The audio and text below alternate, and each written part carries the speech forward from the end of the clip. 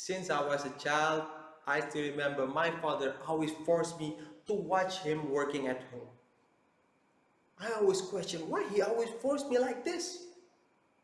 Just imagine little me watching my dad working on some stuff and I'm just looking at that awkwardly and bored.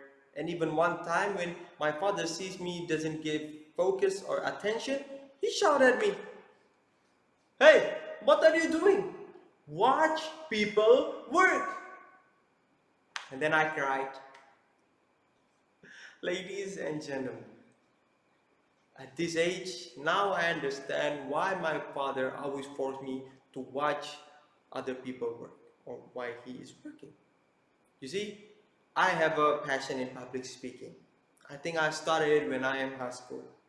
At that time, I didn't have any people or any resource to help me. I didn't have any family members or even friends that could teach me about public speaking. So at that time, I thought, why not try it alone? Just try what is the worst could happen. So there I was, trying to compete on my first speech competition. It was in a university in Surabaya. I came to the university, I tried to compete. When my name was called, I moved to the stage. The first minute was great. The second minute, stop. I was blank. I didn't know what is the next word that I should speak, that I should say in my word. So I just stand there panicking, and in the third minute, I said to the jury, "I think that's all. Thank you." And I just left. It was the worst moment in my life. The first experience, but it didn't went well.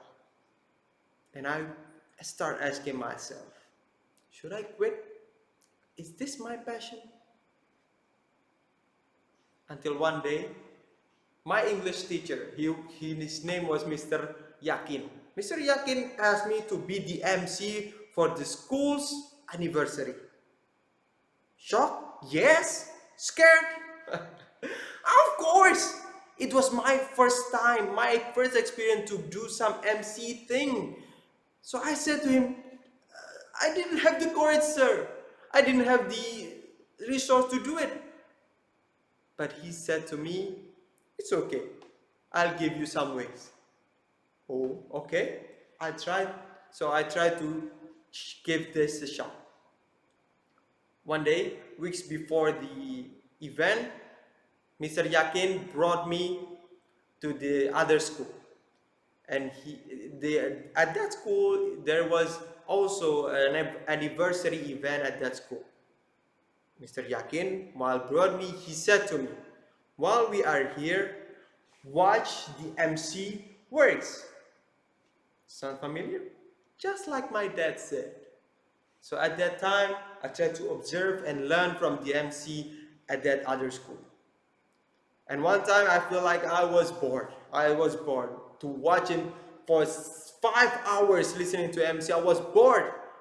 And then from afar, Mr. Yakin shouted at me, "Hey, what are you doing? Watch people work." And I continued to observe it again. But this time not crying.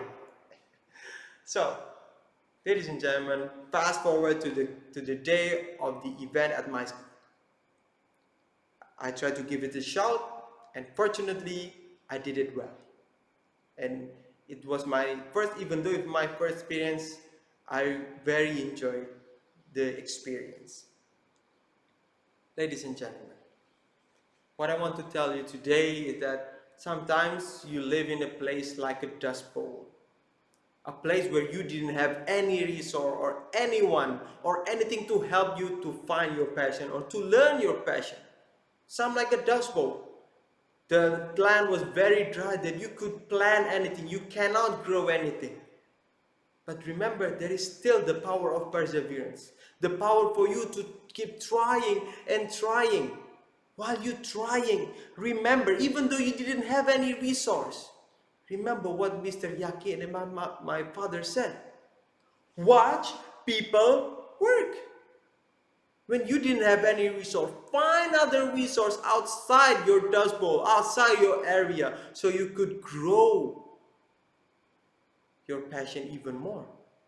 So one day, when you felt like you are quitting your passion, remember my dad's and my Mr. Yakin's saying, watch people work.